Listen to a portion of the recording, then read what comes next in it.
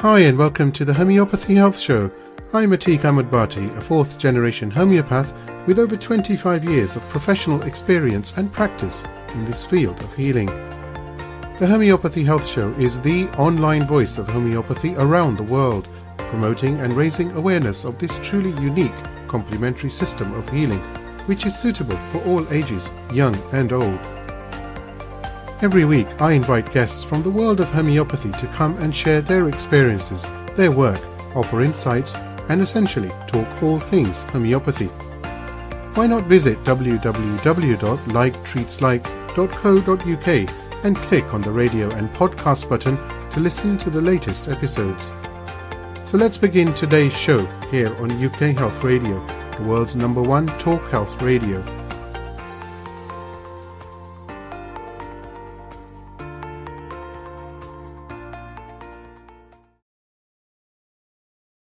Hi everybody, I hope you are well, and always I sincerely hope and pray it remains that way. So I've got another very, very interesting homeopathy health show for you today here on UK Health Radio. And hey, the days are looking better, aren't they? I mean, hopefully the sun will shine eventually, but I see a glimmer of sunshine here and there through the heavy thunderstorms. But we hope, certainly. Last couple of weeks, I spent some time in the garden, finally, after many, many months. And I'm waiting for my petunias actually to bloom. But the rain seems to be dampening that somewhat. But it's just one of those things, isn't it? You just, I have to be patient. Hopefully, they'll be blooming soon enough. And then I can perhaps tinker about in the garden a bit more. Now, today's guest, I'm very, very pleased and honored to be speaking to Dr. Gaurang Gaikwad, who is from Mumbai in India. Dr. Gaurang is one of the most popular teachers actually among students over the globe. And in the past few years, he's successfully trained homeopaths, and hundreds of homeopaths, in fact, through his online courses. And he has found his own online teaching platform and has been very successful running courses for students, practitioners, and actually homeopaths alike. I have a lot of questions for Dr. Gaurang, but I would actually start with saying that he has blended a classical homeopathy with advanced kingdom approach to have an artistic way where homeopathy and lifestyle changes are used in synergy to treat patients. Without further ado, I will introduce Dr. Gaurang Gaikwad. Doctor, thank you so much for joining me here today on the Homeopathy Health Podcast.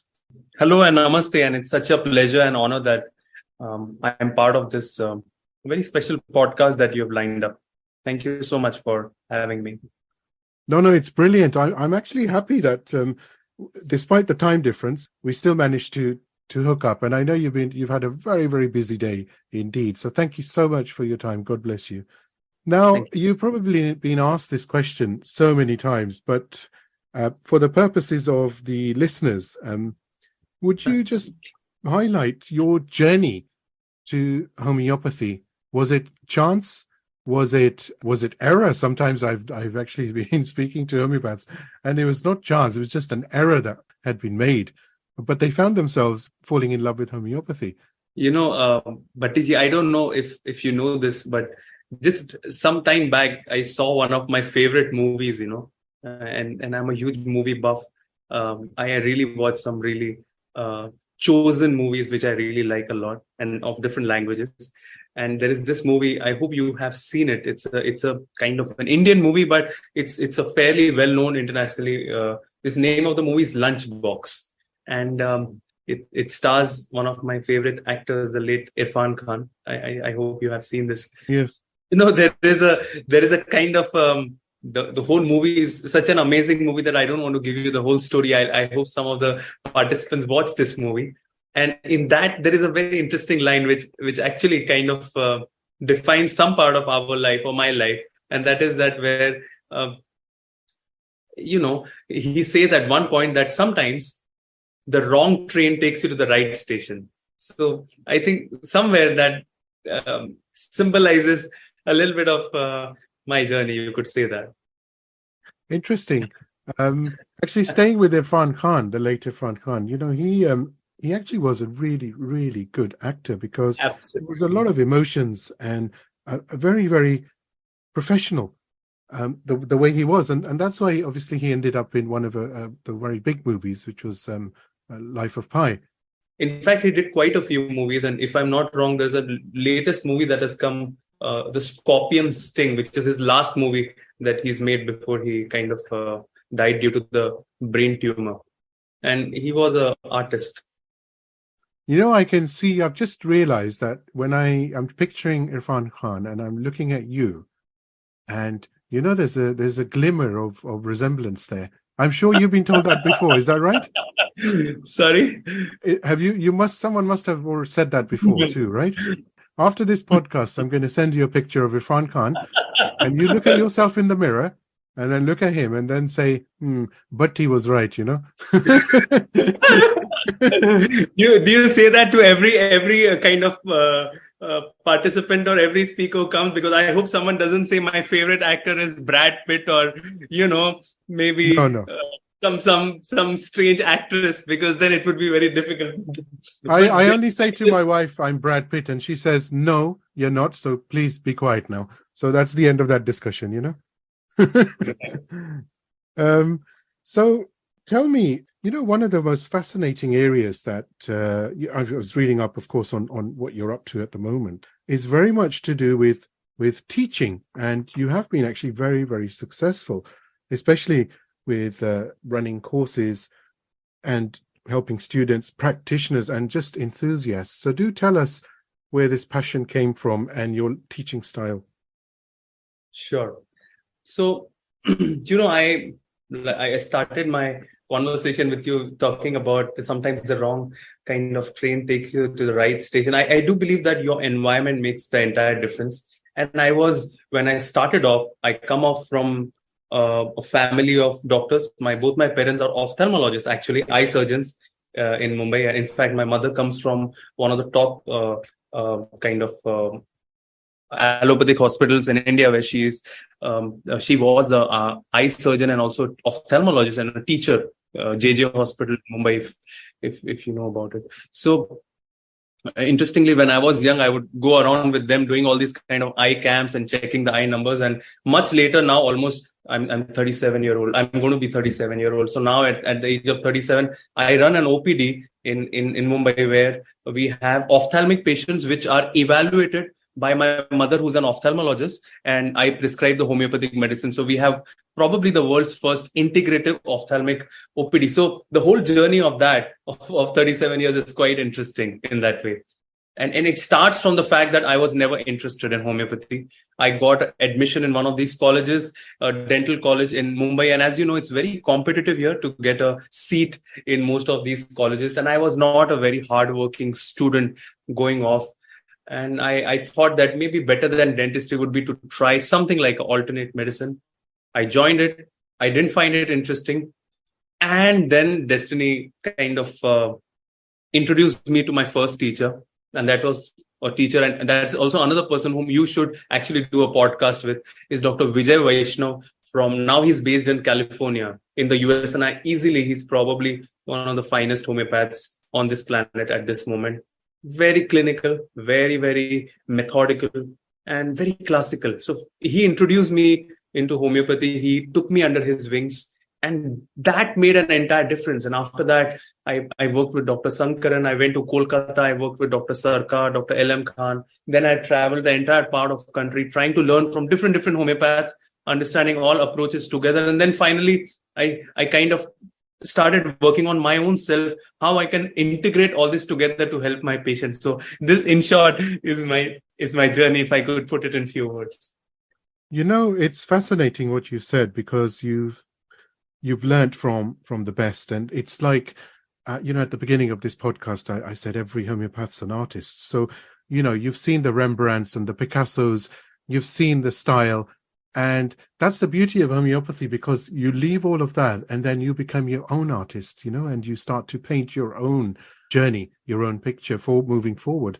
And that is actually a very big plus point as far as homeopathy goes, because, and don't you agree, Dr. Gaurang, it's very personal, isn't it? Homeopathy. Not every homeopath, of course, not every homeopath is going to practice in the same way. But that's the beauty of homeopathy. You can specialize and you can very skillfully tailor or, tinker around with various sub-modalities within the umbrella of homeopathy and go with whatever is favorable to you and what you feel comfortable with. It's very interesting actually, this, because Picasso you spoke about, and Picasso spoke something very interestingly. I don't know if Picasso exactly spoke this or they write that Picasso spoke about this, but an idea that you have to learn all the rules like a pro to then learn how to break them as an artist. So I do believe that as a homeopath, one of the first things one needs to do to become a real pro artist is to go in depth, is to master the basics at the deepest level. And it is only when you really master it at the deepest level, at some point, you will see art starts forming on its own, and you kind of become a medium of it. So I think till that point, one has to really work on going by the books or going by the basics. Then I do believe that sometimes one directly goes into trying to become an artist, and that's where they kind of go off hook. That's where I genuinely do believe that to put a decade of learning under someone who's really classical probably makes an entire difference. And if you're lucky enough, and if you're able to understand different approaches together, you're really able to understand in which case what approach would be needed. And that itself is actually an art. Fascinating. In fact, I remember, I heard this saying once from one of my sort of mentors, that you read the book and then you throw it out the window. Not literally, but, metaphorically, because there's only so many books you can read. But it's actually the clinical experience. It's actually when you physically sit in front of a patient who's suffering is when you come into your own and you actually start to, and even compassion, isn't this right? Even compassion is a journey. You can't just fall into compassion and be compassionate. It's a journey, because as you treat more and more patients, as you learn more, as you see more and more ailments, naturally for a homeopath, that compassion starts to increase and increase.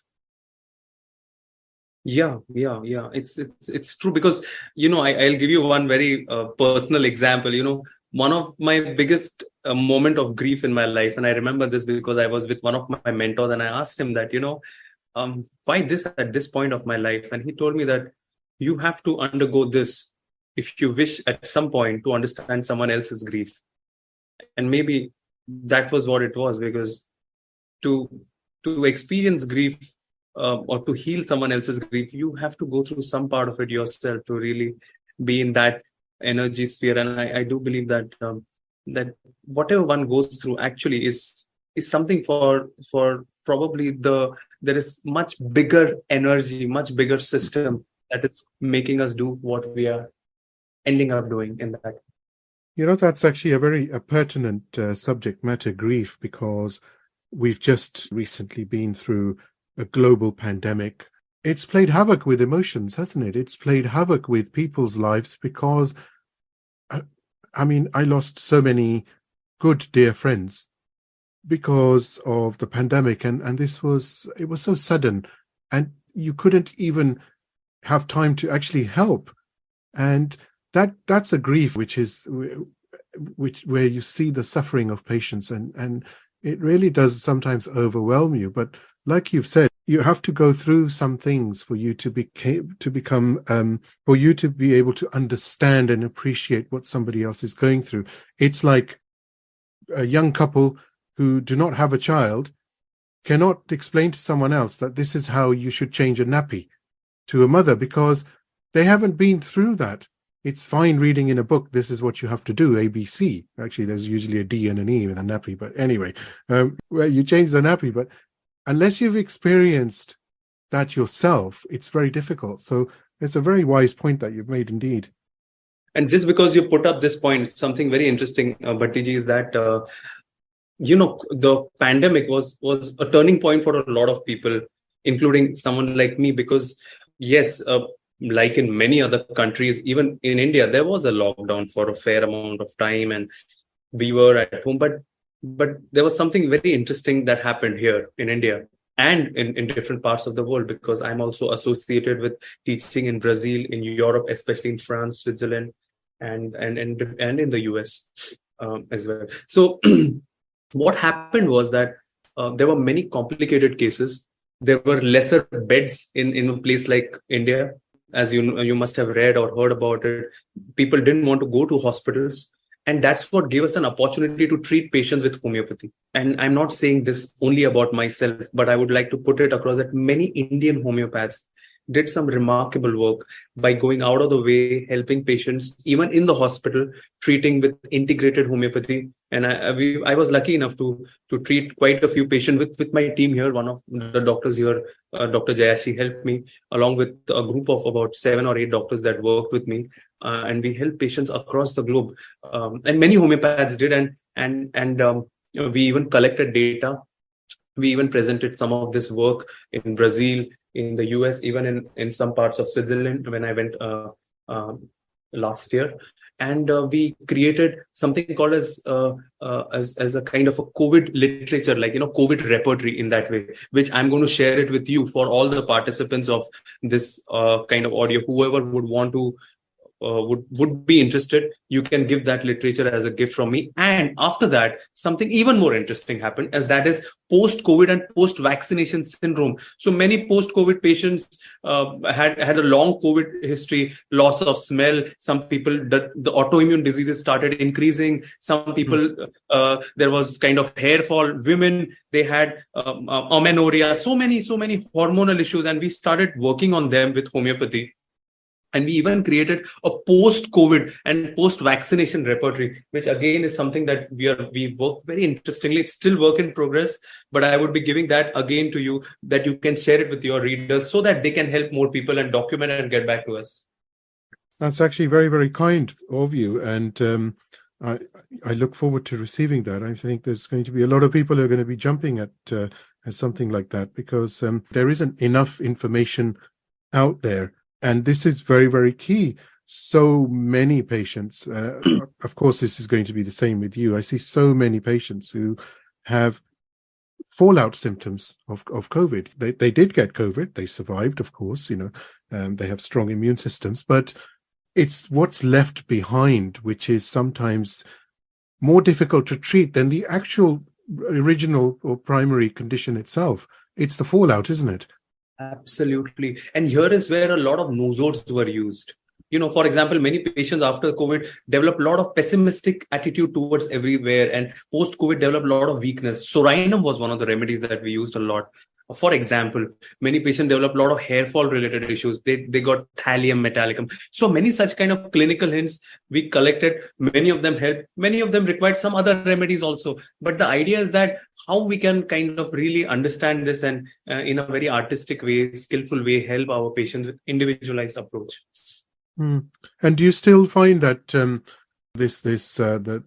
long COVID, as it's called, is still very much prevalent in India, or certainly where you are? Everywhere, because whatever said and done, a large number of people in India, in the West, were vaccinated post-COVID. They even were given booster dose. So homeopathy and lifestyle change, and I give a lot of importance to lifestyle change, including nutrition and certain exercises. This together can really help patients to put them in a good place and heal from within.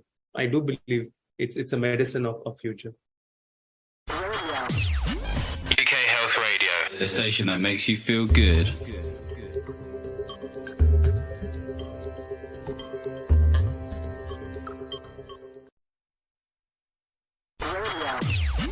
UK Health Radio, the station that makes you feel good.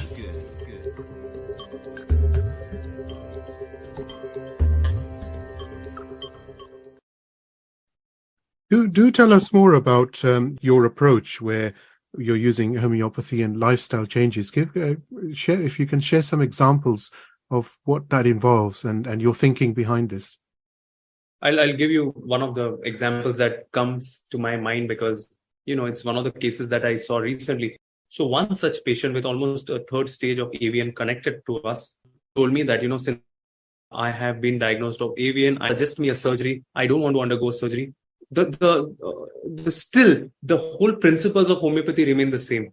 We did a very individualized case. We went in detail, the case taking, understanding the chief complaint, the deeper state, the mental state, the fears, the anxieties, the dreams, the generalities, the past history, the family history, understanding the whole case, understanding the portrait of disease. We chose a ultra diluted homeopathic remedy, a remedy all of our participants know, very simple remedy I prescribed, Hepar Sulf, which was indicated in that case.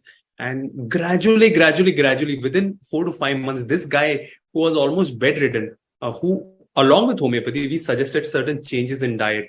We reduced certain kind of allergic substances in diet, like we reduced milk, a lot of wheat, a lot of non-veg. Alcohol was really tapered down along with homeopathic medicine. Certain very basic yoga exercises were added. So all this together, homeopathy, exercise, and nutrition. And within 4 months, this guy was another person. He now actually jogs for 25 minutes every day, probably a little more than some of our participants who might be listening. So it was something that even for us, it was a very interesting experience, how integrated healing with homeopathy can be one of the very important mediums. And I don't say it is the only medium, but it can be one of the very strong mediums where we can have healing for our patients. Nutrition plays a very, very strong part in any health protocol, irrespective of whether it's conventional medicine, homeopathy, or whatever, anything else, Ayurvedic, Chinese medicine. Nutrition is key, and that's predominantly because of the sheer number of chemicals that we're taking alongside food, and that's no fault of anybody. It's just the way things are. We have to feed a growing population around the world. Food manufacturing processes have to change. They have changed, of course, for better or worse. But the chemicals are playing havoc. Sterility, for example, is becoming rampant. So many, it's very sad to say, so many couples with the same issue, that they're unable to have children. And fortunately, though, I say, with homeopathy, they can. But initially, those who don't know about homeopathy, they're stuck. As an example, I'm not saying, it's homeopathy and that's it, but there are other systems as well, of course, and even within conventional medicine, IVF system and so forth, IVF treatment rather. But what I mean is, for those who don't know, there's a lot of suffering out there, isn't it? Because you're unable to start a family. Actually, you spoke about infertility, and I'd like to talk to you about 2-3 interesting aspects. Is number one, homeopathy, depending on what is the reason for infertility. There is a primary infertility, secondary infertility. Infertility can be due to polycystic ovarian disease, and we are talking about women there. Male also can be azoospermia, no-spermia. It can be due to many health related issues. But the long and short of it, that homeopathy can be a very important kind of a tool here to heal. And I have quite a few cases of this which are documented very well. In fact, it's part of the topic for my next book, which is on homeopathic approach and strategies in female and hormonal disorders. Interestingly, as we speak, a week back, I launched my book on you can see here, and I'll try to send you a copy, Bhatti ji. It's homeopathic strategies in acute cases with maps. And here I have documented cases of COVID and post-COVID in acutes that we help, and I'll request Dr. Jaya to send it across to you so you can go through it and it will be interesting for you. Coming back, your thought is that even Hahnemann spoke about this. So interestingly, if you read Organon and if you read his writings, he specifically wrote that men who are having infertility issues, ejaculation, sexual issues, they should reduce meat. He clearly writes that you should stop chicken. He writes it. He says, right, stop chicken. If someone 260 years back with that wisdom, Master Hahnemann hasn't written 6 volumes just like that. He was not just another doctor. His understanding and learnings were at another level. So if he has written about it so many years back, definitely we need to at least look at it and make it part of our integrated healing. And it makes a big difference, is nutrition in today's time. Absolutely. There are many other things here. For example, in India, many patients are also very keen about chicken or meat. So the idea is not to stop it. This is a very important thing. We don't totally stop it. The number one thing that we suggest is try to get chicken from an organic place where the chickens are not pumped up with steroids and hormones and antibiotics and all this kind of story you already and the listeners already know about. And the other thing is to cut it down, to make it not daily, but maybe once, twice a week. So the idea is to have this kind of more balanced approach and not extremist. Totally stopping it, not a good idea. And having it over, not a great idea. So how to balance this entire thing? Some kind of education can be for our patient. That makes the entire difference. I found over the last sort of several years that a lot of patients now are becoming very self-aware and self-conscious. And what I mean by that is as far as their health needs are concerned. So, they're becoming aware that, look, I need to make changes. You mentioned lifestyle. Patients are wanting to do it. And sometimes it just needs a little push from someone else where you're having therapy and you're talking or counseling. And, they're ready because people have realized that, look, diet is very, very key to good mental health, good emotional balance, resistance to being ill itself, and generally vitality levels overall. We've seen, for example, and I'm sure this is the same case with you in certainly here in the UK, but also we know in America and other places, managing weight, an increase of weight is becoming more and more difficult. Not everybody has time to go to the gym. Not everybody is focused or has that type of drive to go to the gym or to exercise. But people are now becoming more and more aware that, look, we need to take some positive steps here and we need to do something about our health.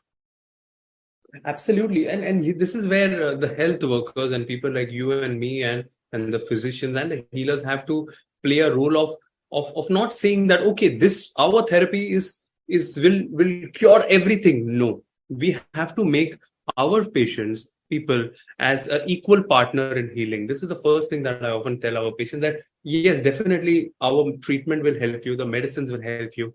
But if you really want to go to the root of it in today's time, you have to work on it your own self as well. And I do believe that this kind of a conversation really makes a lot of difference. And more importantly, what I have also seen with patients in today's time is that they are keen about it. And the more you are able to give them examples, the more they are able to see things around, and the more you are able to see that everything is actually more 90% about what you eat. So if you can make a difference just there, everything else we can take care of. Well, it's true, isn't it? That saying, that old saying, you are what you eat.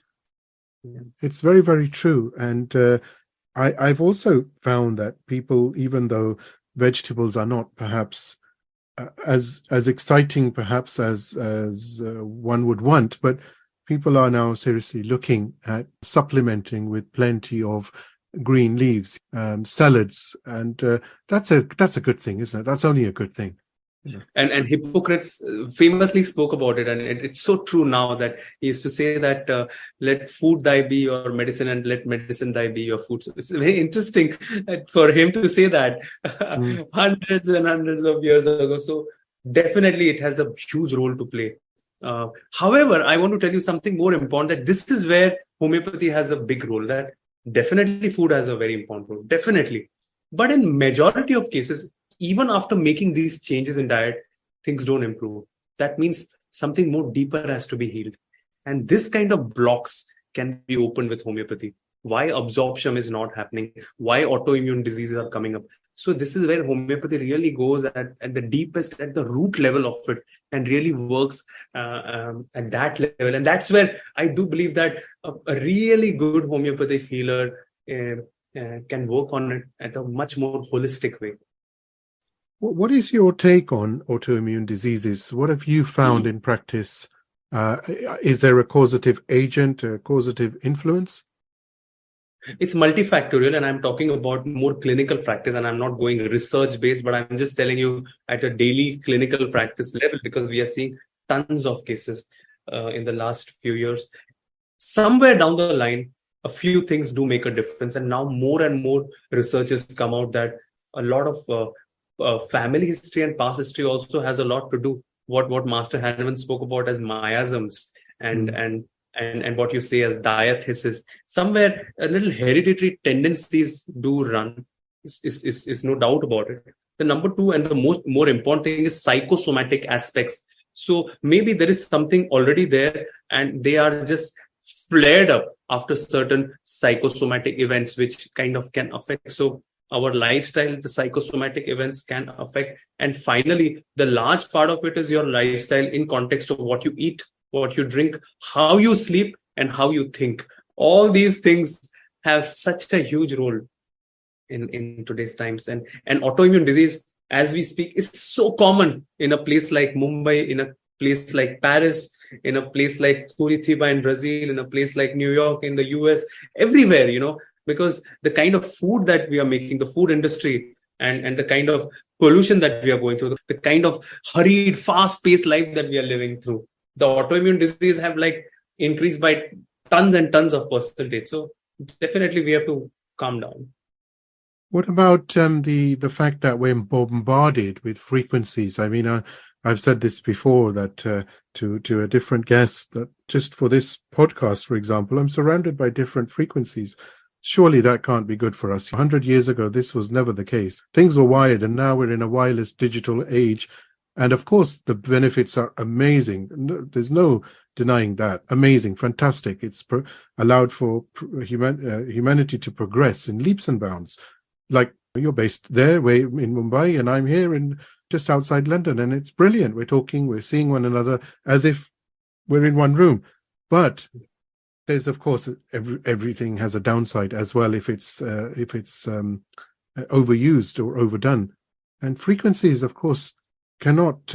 Surely our cells cannot stay healthy by being bombarded with so many different types of frequencies at any one time. Absolutely.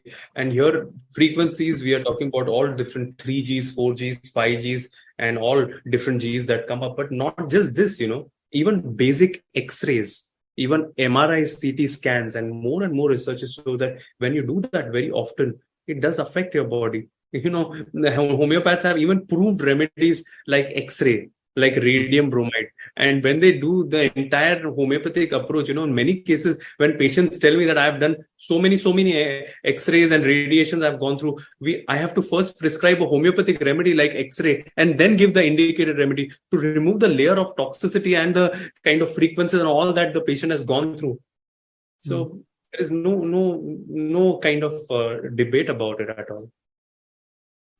Dr. Gaurang, I'm very fascinated by the fact that you have authored 3 books, and you did mention, of course, just a little earlier that there is a 4th on the way.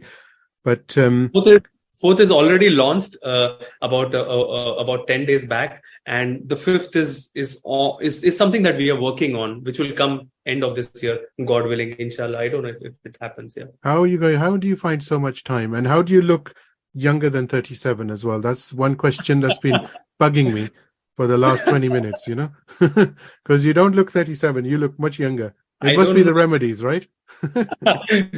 I hope it's not a disadvantage, because a large part of my life, patients would come in the clinic and they would look at me and they would often say that, where is the doctor? So it would actually be a disadvantage for a large part of my life, but it doesn't matter, because once you start your work, it doesn't matter. I always say this to my colleagues, to people who work with me, to students. I tell them very simple: what and how you look, where you come from, whose son, daughter you are, who your friend is, who your teacher is, doesn't matter two hoots. What matters is what you do in the moment while doing what you do. That's the only thing that matters. What gold medalist you are or whichever, it doesn't matter. Patient come to you and they just say, can you heal me? If you can heal me, if you even don't have a degree, I absolutely don't care about it. Patients are actually told that to me very often, that they would often say that, I have been to this doctor and they are like a 5-star doctor, but, forget all that. I feel you can help me, just help me. So it really doesn't matter. And one of the reason I am looking a little younger, slightly, and I was worse about 4-5 years back, because I was living a crazy life. I still live a crazy life. Is I worked a little bit on my diet, and I started working out a little bit more, slightly more balanced. I've tried to build a good team, good people in and around, remove toxic energy around me. It helps me. And of course, Irfan Khan has helped you. Irfan Khan is always there. He's there in my heart. Many people like that. And the best part is that I'm doing what I love doing. We are able to help so many patients. We are able to kind of motivate, encourage, teach so many homeopaths across the globe. We are able to meet like-minded people like yourself, and just this energy. How much ever life God gives us, let's do some interesting work, and that passion itself keeps us alive and makes us want to look forward to the next day. I think one of very senior homeopath in India once told me that the allopath, as soon as he grows older, he becomes more cynical, he becomes more critical, he becomes more irritated, frustrated, despaired, because every day he has to give the same thing. This go, this go. Homeopath, as he becomes older, he becomes more inquisitive, he becomes much more enthusiastic, because for him, every day is new. Every day is a new case. Every day is a new analysis. So, well, the great Vijaykar, late Dr. Vijaykar, who we lost during our pandemic, once famously said that, you cannot choose a field like homeopathy, but actually homeopathy chooses you. So someone who says that I wanted to be a homeopath and I am a homeopath, I just want to say that you cannot choose a divine science like homeopathy. It chooses you. Very, very wise words indeed, and it's a good opportunity actually to reflect on that, because you've said something very nice, and we all have long days. I'm sure you have very long days, and the phone keeps ringing, and nowadays patients are WhatsApp platform, text message. It's very easy as well for the patient to get in touch, right? But and sometimes you've had a really, really long day and it's like 10, 11 o'clock at night and the phone rings again and again. But what a blessing. How amazing that a position to be in where somebody is asking for your help. I mean, it can't get better than that, right? And again, I give a lot of quotes because I've ended up in the last 20 years reading a lot of books. I wish I could show you around my this room with all the books kept up, but because there are some more crazy things down, so I can't show you this room. But you can imagine that, it's written in the preface and forward to the famous medicine book by Harrison that being a physician is one of the biggest opportunity that you can get in your life, because there can be not a more bigger opportunity where someone comes to you for their own health, to heal from within, to a physician. So it's a huge opportunity if someone comes to you for help. Absolutely, 100%. It's so true. Tell me about what's on the horizon for you as far as going forward is concerned. And I mean, are you in practice 7 days a week as well at the moment? I'm sure our listeners would be interested to know. At this moment, yes, 7 days a week, because in the last 6 odd months, I had to travel a lot. I traveled to Brazil in October I teach there, and I had to launch a book, see patients there, then to France, in Paris. Then just a month back, I was in Moscow, actually, interestingly, to teach and also to see few patients. And next month, I'm going to Brazil again, and then later part to Hungary. So due to the traveling, some of my patients, I couldn't kind of see all the patients, so I have to work sometimes on the weekends also. But more or less, for a large part of my life, I kind of planned for 2 years, 3 years, 4 years, 10 years. But somehow, in the recent past, I found a way to kind of trying to be more in the now. I'm seeing what is the best I can do at this moment when I'm talking to Mr. Bhatti ji, and what is the best I can do now at this moment. So yes, obviously you can't go without planning for something immediate in the next month and a half, or whatever we plan. But the more focus is more in the now, and that brings a lot of calmness and kind of deep kind of healing within, and more focus into joy that you can feel within while doing what you enjoy doing the most. UK Health Radio, the station that makes you feel good.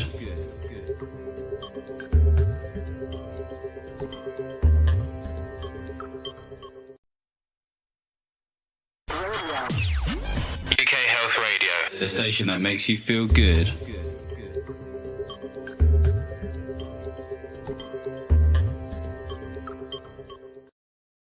I wanted to ask you something a bit lighthearted now. We've had a very serious conversation, of course, but and I asked this to to all my guests, pretty much, I suppose, during the podcast and sometimes offline. But do you have any favorite remedies? Now, before you answer that, I know that's a very difficult question because it can depend on cases, but what are your own personal remedies which you feel are your personal favorites, the ones that perhaps you go to time and time again? Yeah, I mean, it's a topic that not many people would like to openly talk about, but as you know, I absolutely love talking about things that that we need to talk with all honesty. Is the kind of practice that I have, Bhattiji, is that a large number of my practice are referrals from other homeopathic doctors. That's also because the kind of work that we do, because we are involved in teaching, we are involved in a kind of practice where patients are not directly often coming to me. Many of the doctors would probably try 2, 3, 4, 5 remedies, and probably I will be the 6th or the 7th person who might be seeing this. And that also means that sometimes, and more often than not, patients have already taken the typical, an injury patient has already taken arnica, natrum sulph, hypericum, ruta, rustox, symphytum. So, you don't even have to look there. You straight away have to go from another level to thinking. So, and that's one of the main reasons that one has to straight away start thinking a little out of box prescriptions. And that's also one of the interesting things that happened in the last 5 years is my work on sarcoids, remedies like pituitary gland, thyroidinum, insulinum, and also bowel nosodes, which actually are originated in the UK. Yes, the great Dr. Batch. Yes, Batch and Dr. Patterson and on the entire team, they worked so much on it, and I'm using them now almost like a polychrist remedy. In fact, I hope you know that I've written a book on nosode, sarcoid, and bowel nosode with my approaches in it. And yes, they're called the materia medica of nosodes and sarcoids. Yeah, I took it because these are almost forgotten remedies in today's times, which are very well known, have been tested time and time again, and amazing remedies which can make a huge difference. So these remedies somewhere I felt were probably remedies that helped me to help my patients more often than not. And I also run a course of nosode sarcoids and bowel nosodes of about 8 hours. It's a certificate course. If anyone wants to do it, anyone who comes through Bhattiji gets a 50% off on this course. Whoever joins for this course, I'll give it off, because my idea is more people have to learn this and help as many patients as you can. So my email ID I will give in the end, gaurang@gmail.com. Just give a reference of Bhattiji for the discount for the course. I hope everyone's paying attention to that. That's 50% off. Yes. Very, very important. Now, as far as the books, you've also actually written a book on the art of repertorization. And I know that your books have been translated into some other languages as well.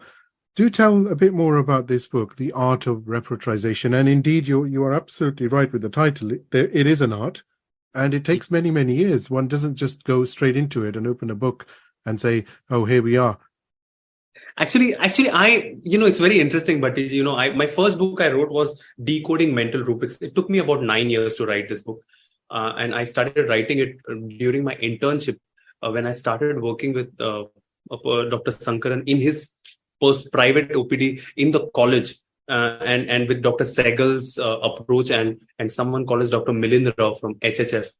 And then with Dr. Sarkar. So it took me 9 years to understand every rubric and what it means. For example, I'll just give you a random example so that, we kind of really get the hold of it. Like, abrupt. In Kent repertory, there's a rubric, first rubric, abrupt. So abrupt, what it means. There are only 2 remedies in that rubric. In Kent, there is natromute, there is tarantula. Abrupt comes from the word disrupt, which comes from the word rupture. So anything that happens sudden is at the deeper level, abrupt, something which is continued and something then suddenly breaks. This is abrupt. So what is natromute doing in abrupt? So the idea is sudden breakage of a long continued relationship and then aversion from that person is natromute. What is tarantula doing in abrupt is something continued, something kind of breaking to gain attention. That is tarantula in abrupt. So in this way, and then explaining cases, I tried to do that for every rubric, close to about 300-400 rubrics.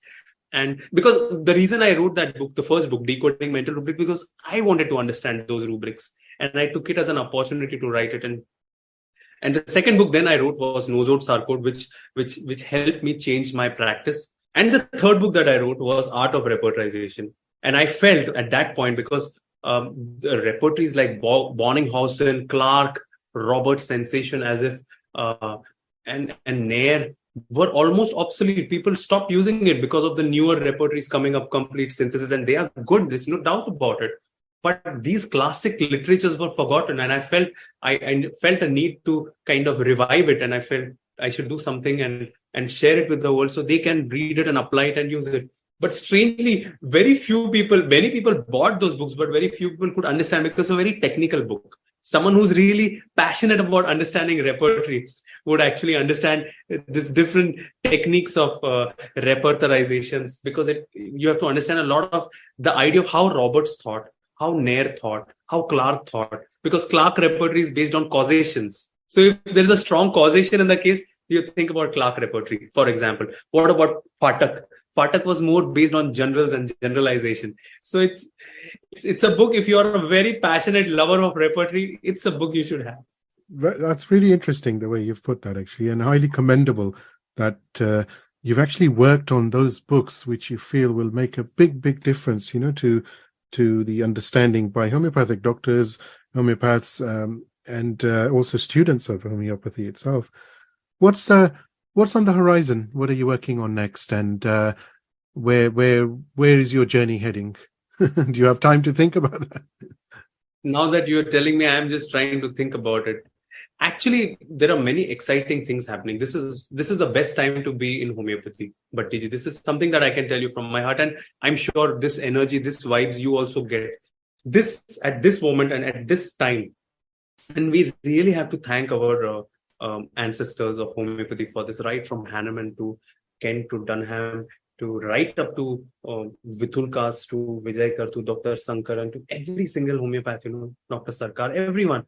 Because what they did, they put us in this place where now homeopathy is so respected, is reputed, results are out.